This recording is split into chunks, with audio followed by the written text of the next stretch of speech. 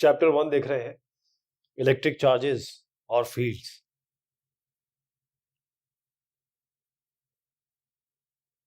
Gauss law के application के बारे में बात करेंगे। इसमें जो इलेक्ट्रिक फील्ड है किसी भी सिमेट्रिक चार्ज डिस्ट्रीब्यूशन, ध्यान रखिएगा हम बात कर रहे हैं सिमेट्रिक चार्ज डिस्ट्रीब्यूशन की।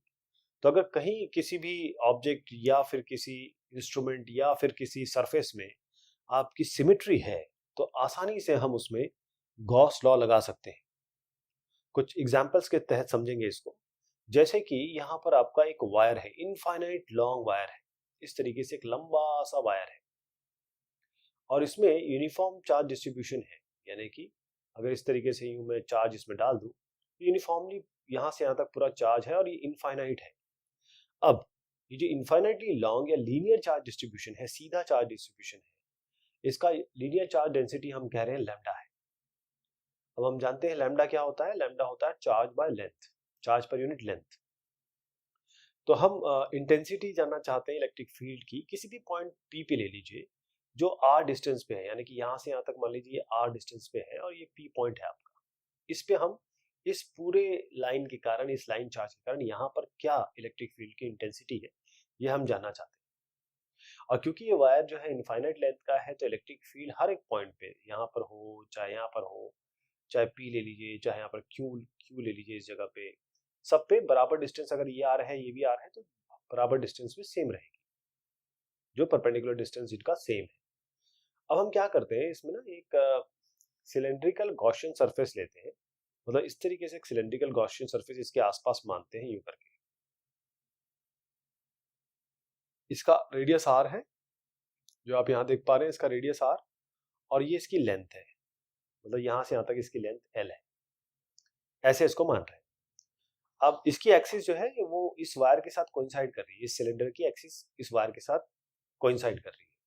अब जितने भी पॉइंट्स हैं इस सिलेंडरिकल सरफेस पे, चाहे ये ले लीजिए चाहे ये ले लीजिए, उसमें जो इलेक्ट्रिक फील्ड होगी वो सेम होगी, क्योंकि सब एक दूरी पे, जैसे मैंने पी और क्यू के बारे में आपको बताया, सबकी एक जैसी होगी और बाहर की तरफ होगी, मतलब रेडियली तो यहाँ से इस तरफ बाहर जा रही होगी, यहाँ से इस तरफ बाहर जा रही होगी। यहाँ पर देखिएगा कि अगर मैं यहाँ से इलेक्ट्रिक फील्ड बनाऊं तो ये इस तरीके से ई बाहर जा रही है, इस ई को देखिएगा ये बाहर की तरफ जा रही है, रेडियली आउटवर्ड जा रही है। जो एरिया है इस कर्व्ड सरफेस एरिया का, देखिए अगर मैं इस तरीके से एक सिलेंडर बनाता हूं तो उसकी क्या क्या सरफेस है, एक तो ये सर्कुलर सरफेस है दो, और एक यह कर्व्ड सरफेस है, ये अलग कर्व्ड सरफेस है।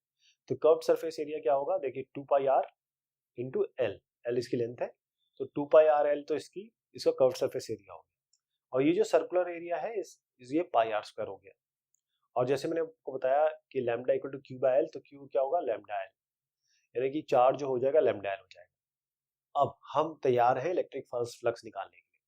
इलेक्ट्रिक फ्लक्स जो होता है इंटीग्रेशन होता है ई इंटू डी ए, लेकिन अब हम ये निकाल रहे हैं जो सिलेंड्रिकल सरफेस है जिसका रेडियस आर और हमने लेंथ एल मानी, तो ई इंटू डी ए हो जाएगा इंटीग्रल, यानी ई डी ए कॉस थीटा।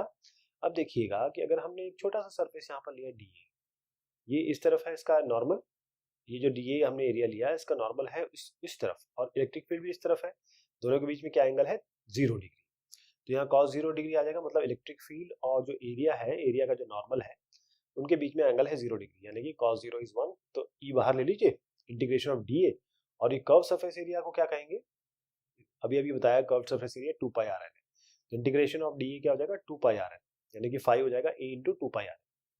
अब जो फ्लक्स एसोसिएटेड है इससे, ये कर्व सरफेस तो निकाल लिया, अब ये एक सर्कल है, ये सर्कल है, सर्कुलर सरफेस है, तो इसके कारण क्या होगा, अब देखिए अगर मैं सर्कुलर सरफेस लूं तो ये इसकी जो एरिया का नॉर्मल है वो इस तरफ है, और इलेक्ट्रिक फील्ड इस तरफ जा रही है, रेडियली आउटवर्ड है, तो इनके बीच में 90 डिग्री, मतलब इलेक्ट्रिक फील्ड और जो डी ए है उसके बीच में एंगल है 90 डिग्री। तो अगर मैं फाई 2 निकालना चाहूँ, यानी कि इलेक्ट्रिक सरफेस जो दोनों साइड है सर्कुलर सरफेस, उसमें ई डॉट डी ए करेंगे, इसका भी इस तरीके से निकालेंगे, लेकिन कॉस 90 डिग्री आएगा क्योंकि एंगल इनके बीच में 90 डिग्री है। कॉस 90 डिग्री होता है 0, इसका मतलब इस सर्कुलर सरफेस और इस सर्कुलर सरफेस के कारण आपका फ्लक्स जो होगा वो 0 होगा, 0। तो अल्टीमेटली क्या चीज आ जाएगी, यही आ जाएगी, क्योंकि ये तो 0 हो गया ना, इन दोनों के कारण 0 हो गया, तो क्या कर्व सरफेस के कारण आएगा, तो 2 पाई आर एल इंटू ई, ये आपका टोटल फ्लक्स होगा। एक इलेक्ट्रिक डायपोल है, इसको इस तरीके से बनाया गया, दो इलेक्ट्रिक चार्जेस हैं 2 × 10⁻⁻8, इनको सेपरेट किया गया 2 मिलीमीटर से, यानी कि एक ये है और एक ये है, इनको इनका जो दूरी है वो 2 मिलीमीटर है। ये डायपोल को हमने रखा गया या रखा एक लाइन चार्ज के पास, ये लाइन चार्ज है यहाँ से यहाँ तक एक लाइन चार्ज डिस्ट्रीब्यूशन है जिसकी डेंसिटी आती है 4 × 10⁻⁻4 कूलम पर मीटर। इस तरीके से रखा गया कि जो निगेटिव इलेक्ट्रिक चार्ज है इस डायपोल का वो 2 सेंटीमीटर है इस वायर से, यानी कि यहाँ से यहाँ तक ये दूरी है 2 सेंटीमीटर, यहाँ से यहाँ तक दूरी है 2 सेंटीमीटर। आपको कैलकुलेट करना है फोर्स कितना काम कर रहा है इस डायपोल पे, ये प्लस ये माइनस साइन है, प्लस साइन है, ये डायपोल है। आपको के बताया गया है 9 × 10⁻9।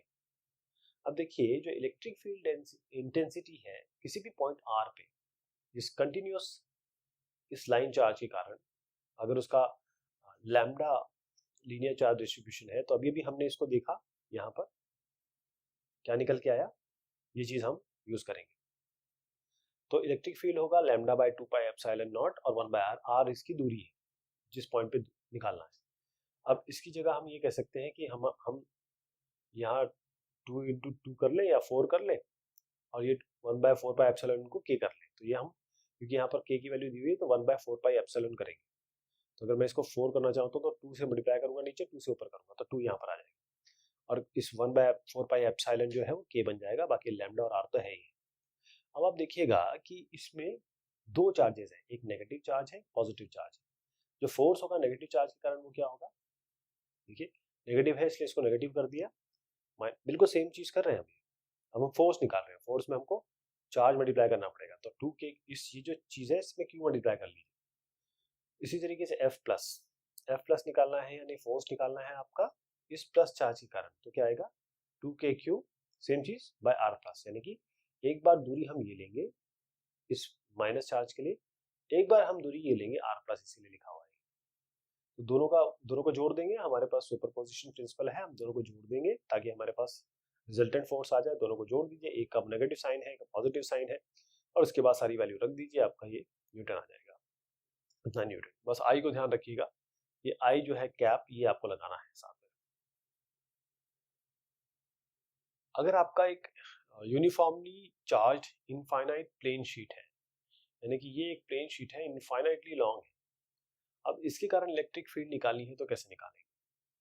हम चाहते हैं किसी एक पॉइंट P पे हम जो मान लीजिए r डिस्टेंस पे है इससे, इस शीट से, और इस शीट की क्योंकि ये एक सरफेस है तो इसकी सरफेस चार्ज डेंसिटी होगी। देखिए अगर लीनियर लाइन वाला वायर होता है तो लीनियर चार्ज डेंसिटी होती है, क्योंकि ये सरफेस है इसलिए इसका सरफेस चार्ज डेंसिटी होगी जो कि सिग्मा है।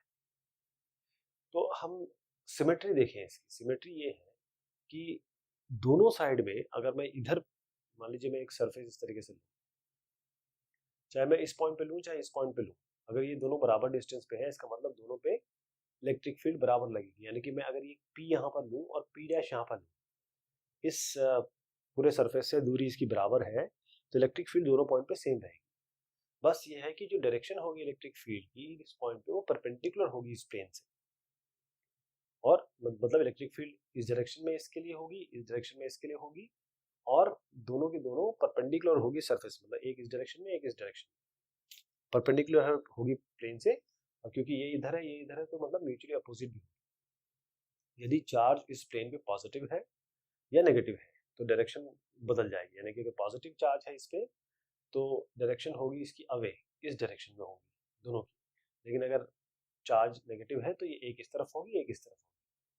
तो इस फिगर को देखिए, एक क्लोज सिलेंड्रिकल सरफेस हम लेते हैं, क्रॉस सेक्शनल एरिया ए जिसका, तो हमने ये जो ब्लू सरफेस लिया है ये अपने आप बना लिया, ठीक, यहाँ से यहाँ तक अपने आप बना लिया। इसका क्रॉस सेक्शन एरिया हमने कहा ए, और इसकी जो दूरी है इस सरफेस से यहाँ तक की दूरी, और यहाँ से यहाँ तक की दूरी, और यहाँ से यहाँ तक की दूरी हमने कहा कि दोनों की बराबर है।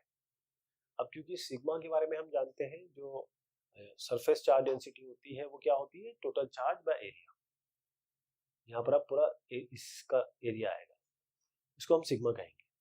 अब जो आपके वो सिलेंडर है, इसके दो मेन सरफेस होते हैं, एक तो ये कर्व सरफेस है और ये दो आपके सर्कुलर सरफेस है। तो अब अगर हम कर्व सरफेस एरिया की बात करें, इस कर्व सरफेस एरिया की बात करें, तो आप देखिए कि जो ई है वो तो इस डायरेक्शन में है आपकी, ठीक। अब एरिया जो है वो किस डायरेक्शन में है, क्योंकि हम फ्लक्स निकाल रहे हैं कर्व सरफेस से, इसके कारण इलेक्ट्रिक फील्ड इस डायरेक्शन में जा रही है, डीए इस डायरेक्शन में जा रहा है, राइट।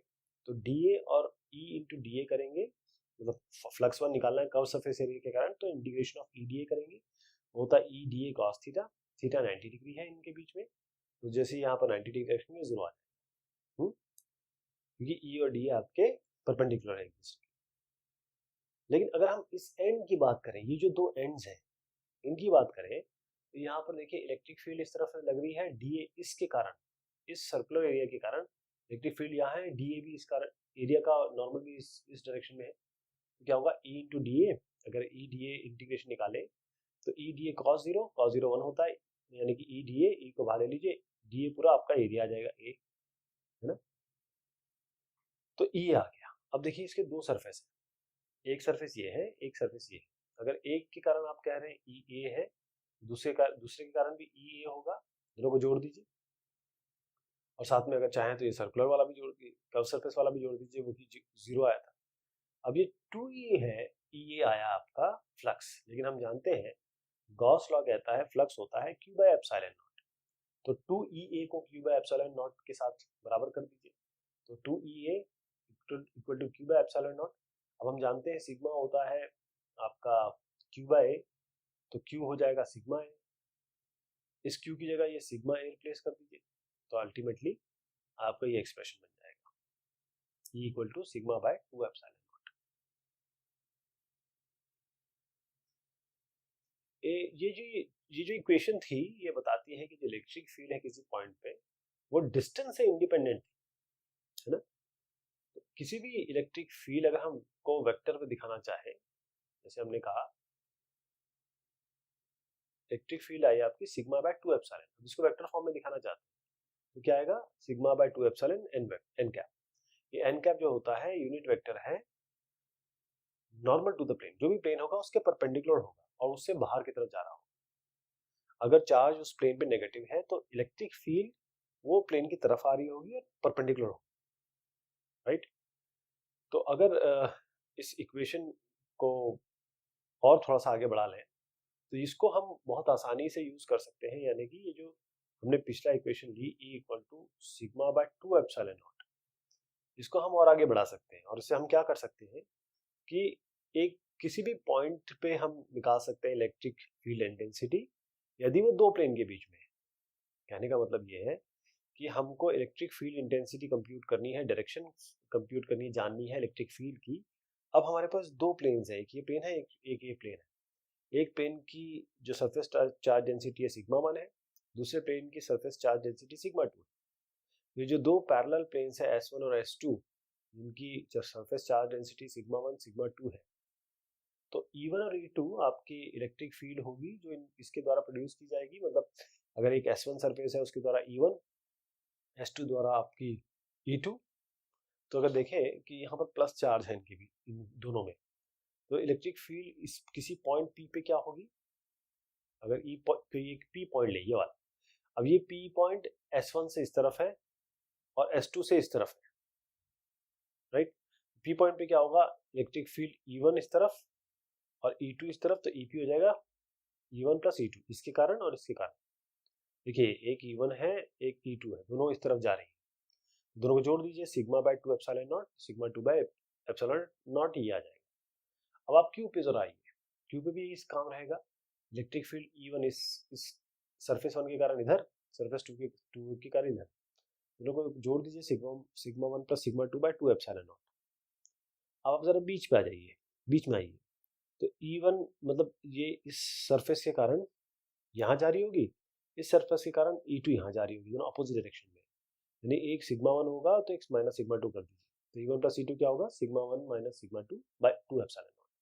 तो ये इसकी वैल्यूज आएंगी। एक पार्टिकल है जिसका मास m है, चार्ज q है, इसको अटैच किया गया एक एंड से थ्रेड के, जो दूसरा एंड है थ्रेड का उसको अटैच किया गया एक बहुत लंबे, यहाँ से यहाँ तक एक लंबे वर्टिकली पॉजिटिवली चार्ज प्लेट से। अब इसकी जो सरफेस चार्ज डेंसिटी है वो सिग्मा है। आपको एंगल निकालना है कि जो थ्रेड है, ये जो थीटा निकालना है आपको, वो इस प्लेट से कितना बना रहा है इक्विलिब्रियम में। तो इलेक्ट्रिक फील्ड हम जानते हैं किसी एक चार्ज प्लेन, एक प्लेन के कारण जो इलेक्ट्रिक फील्ड होती है, और खासतौर पे जो पॉजिटिव चार्ज होता है उसको हम निकाल चुके हैं, वो E equal to sigma by 2 epsilon होता है। अब देखिए एक इस तरीके से एक वायर है, इसमें टेंशन लग रहा है, यहाँ पर आपका जो भी जो पार्ट है, अब इसमें अगर ये थीटा है यहाँ से आता है, तो ये आपका हो जाएगा थीटा, तो ये हो जाएगा टी कॉस थीटा, तो ये हो जाएगा टी साइन थीटा, ये टी साइन थीटा। तो यहाँ पर क्या होगा, ये इस रॉड के कारण जो इलेक्ट्रिक फील्ड लग रही होगी वो इस तरफ लगेगी। तो फोर्स क्या लगेगा, इलेक्ट्रिक फील्ड तो ये है, फोर्स है आपका Q इंटू ई। इसी तरीके से ये टी कॉस थीटा है, यहाँ पर क्या लगेगा mg, है ना, mg लगेगा। तो टी साइन थीटा बराबर QE और टी कॉस थीटा बराबर mg। टी कॉस थीटा बराबर mg और टी साइन थीटा बराबर QE, क्योंकि इक्विलिब्रियम में इसलिए बराबर किया। इस इक्वेशन और इस इक्वेशन की डिवाइड कर देंगे तो क्या आएगा, ये इक्वेशन आएगा इसमें, और हमने क्या किया, E की जगह सिग्मा बाय 2 एप्सिलॉन नॉट रख दिया, बस इतना ही किया। थीटा आ जाएगा tan inverse Q sigma by 2 mg epsilon naught. अब जो इलेक्ट्रिक फील्ड होगी एक uniformly charge thin spherical shell है। अब सिग्मा हम मान लेते हैं सरफेस चार्ज डेंसिटी है एक स्फेरिकल शेल की, जिसका रेडियस r है। देखिए यहाँ से यहाँ तक इसका रेडियस r है, यहाँ से यहाँ तक इसका रेडियस r है। अब टोटल चार्ज जो शेल पे होगा हम जानते हैं सिग्मा होता है Q by A। Total charge निकालना है तो सिग्मा को मल्टीप्लाई कर देंगे A से। A आपका जब स्फीयर की बात करते हैं तो जो टोटल सरफेस एरिया होता है वो 4πr स्क्वायर होता है, तो Q बराबर होगा सिग्मा इंटू 4πr स्क्वायर। तो इलेक्ट्रिक फील्ड जो बनेगी इस स्फेरिकल शेल से वो बाहर की तरफ बनेगी, देखिए इस तरफ बाहर की तरफ जा रही है, देखिए ऐसे जाएगी। तो हम चाहते हैं कि इलेक्ट्रिक फील्ड निकालें तीन जगह पे, वैसे दो मेन जगह है हमारी। एक तो इस स्फीयर के अंदर, तो अगर मैं इस तरीके से स्फीयर बनाऊं तो एक तो मैं इसके अंदर निकालना चाहता हूं इस पॉइंट पे, एक मैं बाहर निकालना चाहता हूं इस पॉइंट पे। तो क्या क्या आएगी, हमारा जो ये अंदर का एरिया हम ले रहे हैं ये गॉसियन सरफेस कहलाता है। जब हम बाहर निकालना चाहते हैं तो एक एरिया लेंगे जिसको भी हम गॉसियन सरफेस कहेंगे, राइट। ये आपका जो है पार्ट वो डीए है, छोटा सा एरिया हमने लिया इस गॉसियन सरफेस का, इलेक्ट्रिक फील्ड इस डायरेक्शन में, डीए इस डायरेक्शन। तो अगर कोई पॉइंट है जो अंदर है, हम इधर इस वाले की बात कर रहे हैं, अब हमारा पॉइंट यहाँ है, इसके अंदर ले रहे हैं, तो आर डैश हमने लिया, आर डैश जो है वो इस कैपिटल आर से छोटा है, आर डैश कैपिटल आर से छोटा है। जो चार्ज एनक्लोज हुआ इस सरफेस में वो जीरो होगा, क्योंकि अकॉर्डिंग टू गॉस लॉ क्या कहता है, integration of E dot D ए ये क्या होता है क्यू बाय एप्सिलॉन नॉट, और ये जीरो होता है। इलेक्ट्रिक फील्ड क्या बनेगी आपकी, जीरो, क्योंकि चार्ज जीरो है, इसके अंदर चार्ज जीरो है। क्यों, क्योंकि सारा चार्ज तो बाहर के ये यहाँ पर है ना, सारा चार्ज तो यहाँ है, अंदर तो कोई चार्ज नहीं, इसीलिए इस पॉइंट पे आपका electric field zero. Electric field एक चार्ज स्फेरिकल शेल के अंदर जीरो। अब थोड़ा इसको आगे बढ़ाते हैं, अब हम यहाँ बाहर की तरफ लेना चाहते हैं। अब हम ऐसा चाहते हैं इलेक्ट्रिक फील्ड बाहर की तरफ निकालना चाहते हैं, लेना चाहते हैं। जो स्फेरिकल गॉसियन सरफेस है रेडियस उसका आर है। अब इस केस में ये जो आर दिया हुआ ये वो इस रेडियस से बड़ा है, मतलब ये R is capital than R. अब बाहर की तरफ ले रहे हैं, अब इसमें गॉस लॉ लगाएंगे। गॉस लॉ में जो फ्लक्स होगा वो होगा integration of E dot D A, वो होगा क्यू बाय एप्सिलॉन नॉट के बराबर। अब ई डॉट डी ए क्या होता है, E D A cos theta. E और डी में देखिए ई ये पोर्शन लिया, इलेक्ट्रिक फील्ड इस साइड है, डी ए साइड है, दोनों एक ही डायरेक्शन में है, कॉस जीरो, दोनों में एंगल जीरो है, तो ई D A cos zero Q by epsilon not आएगा। ई को बाहर ले लीजिए, कॉस जीरो तो 1 हो जाएगा, इंटीग्रेशन ऑफ डी ए आपका एरिया जो है टोटल 4πr स्क्वायर आएगा। अभी इस आर के बारे में बात करें, गॉसियन सरफेस के बारे में बात करें, क्यू बाय एप्सिलॉन नॉट, तो ई क्या हो जाएगा, इसको इधर ले आइए, 1/4 epsilon naught Q by R square. Electric field क्या हो जाएगी, इलेक्ट्रिक फील्ड सरफेस पे जो शेल है, जिसमें अगर हम मान लीजिए R equal to capital R मानते हैं, मतलब सरफेस पे मानते हैं, ये तो आपका आर डिस्टेंस पे हो गई, सरफेस पे माने तो इस आर, छोटे आर को बड़े आर से रिप्लेस कर दीजिए, तो सरफेस पे भी मिल गया आपको, मतलब ये आर डिस्टेंस पे है, ये सरफेस पे भी मिल गया।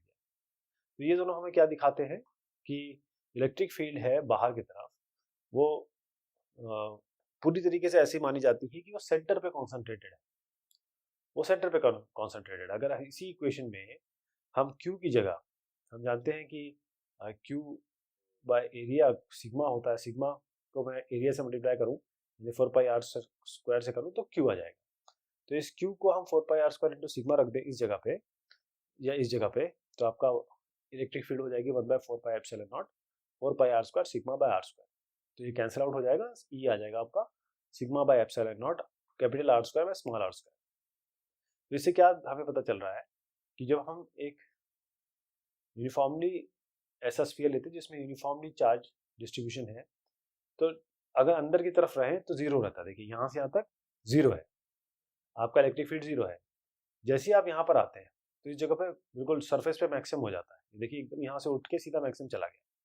उसके बाद जैसे ही इससे दूर जाने लगते हैं तो ये 1/r स्क्वायर की पावर से डिक्रीज करता है, राइट।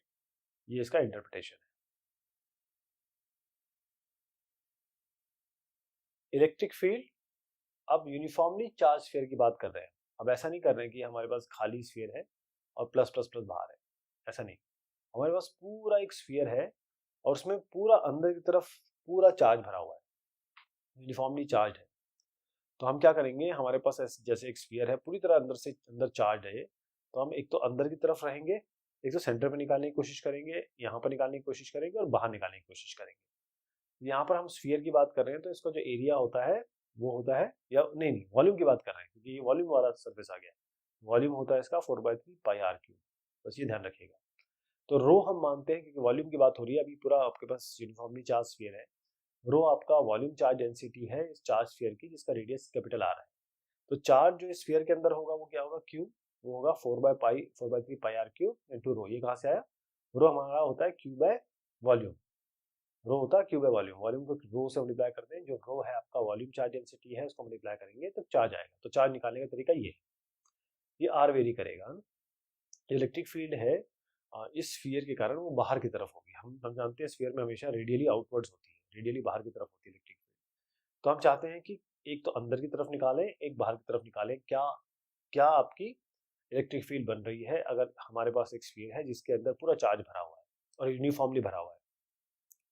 तो अगर कोई हम बाहर की तरफ जाते हैं, मान लीजिए या पहले अंदर के ले लेते हैं, हम अंदर की तरफ है, तो हम जानते हैं कि हम अगर अंदर की तरफ लें, जैसे ये है, अब मैं इसको बोलता हूँ आर डैश, यहाँ से यहाँ तक डिस्टेंस है कैपिटल आर। ये जो आर डैश है और ये कैपिटल आर है, आर डैश छोटा है कैपिटल आर से, नहीं, तो हम अंदर की तरफ लेना चाह रहे हैं। तो क्यू डैश क्या आएगा, अभी अभी मैंने बताया कि इसको हम यहाँ पर वॉल्यूम लेंगे इंटू रो करेंगे। अब रो क्या होता है, रो होता है क्यू बाय 4/3πr3। क्यों, क्योंकि रो तो इस पूरे स्फीयर की बात हो रही है ना, और यहाँ ये जो आर डैश है वो ये गॉसियन सरफेस है अंदर की तरफ, तो आपका 4/3πr'3 ये गॉसियन सरफेस हो गया, या रो मतलब पूरे स्फीयर की बात हो रही है, क्यू बाय 4/3πr3। तो क्यू डैश और क्यू में रिलेशनशिप बन गई है। अब जो फ्लक्स लिंक्ड होता है गॉसियन सरफेस के द्वारा, उसका फॉर्मूला ये होता है, हम जानते हैं E.dA Q dash by epsilon naught. तो ये आपका गॉसियन सरफेस है अंदर की तरफ, तो क्यू डैश चार्ज है इसका, एप्सिलॉन नॉट। अब क्यू डैश और इसके बीच में रिलेशनशिप था, क्यू डैश की जगह ये रख दीजिए यहाँ पर, और इसमें ई बाहर ले लीजिए क्योंकि हर एक पॉइंट पे आपका सेम इलेक्ट्रिक फील्ड रहेगी, रेडियल डिस्टेंस है। और डीए क्या हो जाएगा, एरिया इसका, ये अंदर वाला जो सर्कल है उसका 4πr'2। तो इलेक्ट्रिक फील्ड आ जाएगी आपकी ये, राइट। तो इसका मतलब अंदर अगर आप स्फीयर के चलें तो इलेक्ट्रिक फील्ड वेरी कर रही है इस आर डैश के हिसाब से।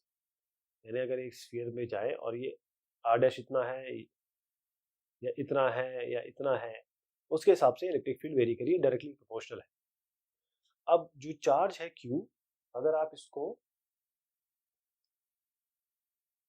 इसमें रख दीजिए यहाँ पर, तो आपको क्या बन जाएगा, अगर ये जो चार्ज आपने Q निकाला है इस इक्वेशन से, वो अगर आप रखना चाहते हैं इलेक्ट्रिक फील्ड चार्ज डेंसिटी के हिसाब से, तो इसको हम चार्ज डेंसिटी के हिसाब से भी कर सकते हैं। यानी कि हमारे पास ये जो वैल्यू थी इसको ले लीजिए और उसको रो के फॉर्म में रिप्लेस कर दीजिए, इस वाले को। तो हमारा एक electric field rho into R dash by 3 epsilon naught भी बन जाएगा। अब हम निकालना चाहते हैं कि इलेक्ट्रिक फील्ड क्या होगी अगर जो पॉइंट है वो इस स्फीयर के बाहर लिया गया, तब क्या बनेगा। तो अब हमारे पास जो स्फीयर है, हम यहाँ पर इस पी पॉइंट पे लेना चाहते हैं। मतलब ये स्फीयर पूरा जो ऑरेंज कलर में दिख रहा है उससे बाहर की तरफ जा रहे हैं और आर डिस्टेंस पे ये पी है, यहाँ पर क्या होगा। ध्यान रखिएगा, अगर कोई भी एक छोटा पोर्शन लेते हैं तो जो नॉर्मल है एरिया का और जो इलेक्ट्रिक फील्ड है दोनों एक डायरेक्शन में होंगे, यानी कि इनके बीच में थीटा 0 होगा। तो अगर एक गॉसियन सरफेस हम आर ले रहे हैं, यानी कि ये आपका मेन है और ये हम गॉसियन सरफेस ले रहे हैं, यहाँ पर इसका डिस्टेंस जो है वो आर है। तो गॉस लॉ क्या कहता है, E dot D equal to Q by epsilon naught. E को बाहर लीजिए, सर ये क्योंकि स्फीयर है तो रेडियल आउटवर्ड्स हर जगह हर एक पॉइंट पे इक्वल इलेक्ट्रिक फील्ड होगी। तो डी क्या हो जाएगा 4 pi R square, integration of D will be 4 pi R square. तो क्यू बाय एप्सिलॉन नॉट जो इसका सरफेस एरिया होता है, total surface area 4 pi R square होता है। तो इलेक्ट्रिक फील्ड क्या आ गई 1/4 pi epsilon Q by R square. ये बताता है कि अगर पॉइंट कहीं भी आप बाहर लें स्फीयर से, जितना भी चार्ज है उसको हम समझेंगे कि वो सेंटर पे रखा हुआ है। इलेक्ट्रिक फील्ड कैसे वेरी कर रही है, इनवर्सली आर स्क्वायर के हिसाब से। अब हमारे पास ये रिलेशनशिप था रो का। रो था हमारा सा Q by A, Q by volume, volume था 4/3 पाई आर क्यूब। उसको यहाँ उपयोग करिए, क्यू इक्वल टू क्यू निकालना है तो इन दोनों को मल्टीप्लाई करेंगे, यानी क्यू हो जाएगा 4/3 पाई आर क्यूब इंटू रो। अब इसको हम इस रो के टर्म से भी लिख सकते हैं, जो कि ऐसा आएगा, बस इसको इस टर्म में लिखा हुआ है, राइट। तो यहाँ से हमें क्या पता चल रहा है कि जो वेरिएशन इलेक्ट्रिक फील्ड इंटेंसिटी का आर के साथ अगर हम सेंटर ओ से चले, तो जो रीजन है बाहर का, मतलब जो स्फीयर के बाहर हो रहा है, इलेक्ट्रिक फील्ड आपकी वेरी कर रही है इस तरीके से। तो पहले क्या होगा, इलेक्ट्रिक फील्ड आपकी आर के हिसाब से चेंज हो रही थी, जैसी मतलब यहाँ से यहाँ तक चेंज हो रही थी। उसके बाद जैसे आप यहाँ पर आ गए इस सरफेस पे, मतलब इस जगह पे आ गए, इस सरफेस पे आ गए, तो आपका आर और कैपिटल आर हो गया मैक्सिमम चलेगा। उसके बाद जैसे ही आप बाहर जाने लगे तो ये 1/r स्क्वायर की तरह कम होने लगी। यहाँ पर जो आप देख पा रहे हैं ये 1/r स्क्वायर की तरह 1/r स्क्वायर की तरह कम होने लगेगी। ये इसका इलेक्ट्रिक फील्ड चार्ज स्फीयर का ग्राफिकल रिप्रेजेंटेशन है।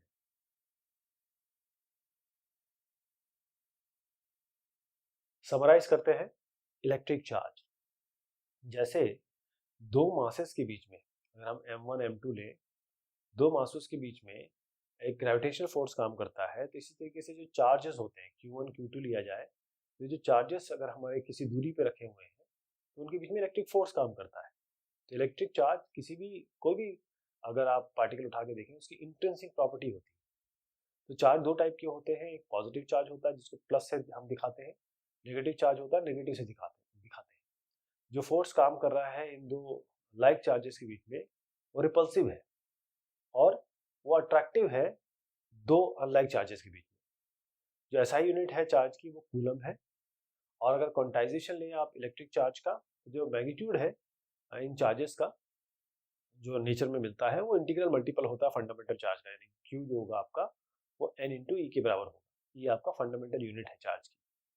जो कॉन्जर्वेशन है इलेक्ट्रिक चार्ज का वो बताता है कि कोई भी प्रोसेस काम कर रहा हो, जो जेब्रिक सम होता है इलेक्ट्रिक चार्ज का किसी भी इलेक्ट्रिकल आइसोलेटेड सिस्टम में, वो हमेशा सेम रहता है, कांस्टेंट रहता है। ऐसी कूलम लॉ के बारे में बात करें तो जो इलेक्ट्रिक फील्ड है या इलेक्ट्रिक फोर्स है दो स्टेशनरी चार्जेस के बीच में, वो बराबर किसकी होती है, वो प्रोडक्ट है दोनों चार्जेस का, और साथ में जो आर है जिनके बीच में दूरी है उसके इन्वर्सली प्रोपोर्शनल होता है, यानी कि 1/4 pi epsilon Q1 Q2 by R square. और Q1 Q2 आपका अगर ग्रेटर देन 0 है तो इसका मतलब एक रिपल्शन फोर्स है इनके बीच में, एक दूसरे को ये मतलब दूर जाने की कोशिश कर रहे हैं एक दूसरे से। और Q2 अगर आप Q1 Q2 आपका यहाँ पर लेस देन 0 आ जाता है इस जगह पे Q1 Q2 है, तो अट्रैक्टिव फोर्स है दो चार्जेस के बीच में। इलेक्ट्रिक फील्ड इंटेंसिटी जो फोर्स काम कर रहा है या फोर्स एक्ट कर रहा है एक यूनिट पॉजिटिव चार्ज के बीच में किसी कोई भी पॉइंट पे, तो इलेक्ट्रिक फील्ड वो जो सिस्टम ऑफ चार्जेस है उसके कारण जो बन रही है, यानी कि इलेक्ट्रिक फील्ड जो बन रही है उसको इलेक्ट्रिक फील्ड या इलेक्ट्रिक फील्ड इंटेंसिटी कहते हैं। यानी उस चार्ज के कारण जिस लेवल तक उस वो कोई पार्टिकल अगर लाए तो उसको इफेक्ट हो रहा है, उस इलेक्ट्रिक फील्ड कहते हैं। इलेक्ट्रिक फील्ड होता है फोर्स बाय क्यू। ऐसा यूनिट इसकी ई है, ई की न्यूटन पर कूलम है, यदि R1, R2, Rn ये सारे पोजीशन वेक्टर हो जाएं इन चार्जेस के Q1, Q2, Qn के, तो जो नेट इलेक्ट्रिक फील्ड बनेगी किसी पोजीशन वेक्टर R पे, तो वो बनेगी E इक्वल टू K। अब सिग्मा J इक्वल टू 1 से n तक जाएंगे, ये Qj है चार्जेस, सारे चार्जेस मिला लीजिए, R माइनस RG का होल क्यूब और R माइनस RG, ये मैग्नीट्यूड है, ये आपका वेक्टर है। इलेक्ट्रिक डायपोल एक ऐसा सिस्टम जिसमें दो इक्वल और opposite charge plus Q minus Q, ये किसी फाइनाइट डिस्टेंस मान लीजिए 2a डिस्टेंस पे है, इसे हम इलेक्ट्रिक डायपोल कहते हैं। तो जो इलेक्ट्रिक डायपोल का मोमेंट होता है P, उसको वो होता है 2a इंटू Q। डायरेक्शन होता है P का, वो नेगेटिव चार्ज इलेक्ट्रिक चार्ज से पॉजिटिव इलेक्ट्रिक चार्ज तक होता है। इलेक्ट्रिक फील्ड एक डायपोल का एक्सिस पे डायपोल के वो इस संख्या से दिया जाता है या इस एक्सप्रेशन से दिया जाता है 2kp/z3। और अगर इलेक्ट्रिक फील्ड हम इक्वेटर पे निकालना चाहें, जैसे मान लीजिए डायपोल है, अगर मैं इस यहाँ पर निकालना चाहता हूँ तो ये आएगा, और यहाँ निकालना चाहूँ इक्वेटर पे तो वो होगा आपका माइनस kp/y3, और ये दोनों p कैप इसके नॉर्मल वेक्टर्स हैं। जो टॉर्क लग रहा है डायपोल पे, जो एक इलेक्ट्रिक फील्ड थीटा पे रखा हुआ है, वो होता है टॉर्क का, होता है जो मोमेंट है डायपोल मोमेंट इंटू ई। यानी मैग्नीट्यूड निकालना चाहें तो p into E into sine theta, ऐसे बनेगा। इलेक्ट्रिक फ्लक्स किसी भी सरफेस एरिया को ले लीजिए, तो वो होता है flux equal to E dot है, यानी कि E A cos theta. Theta जो है एंगल है ई और ए के बीच में। जो यूनिट है वो है न्यूटन मीटर स्क्वायर पर कूलम।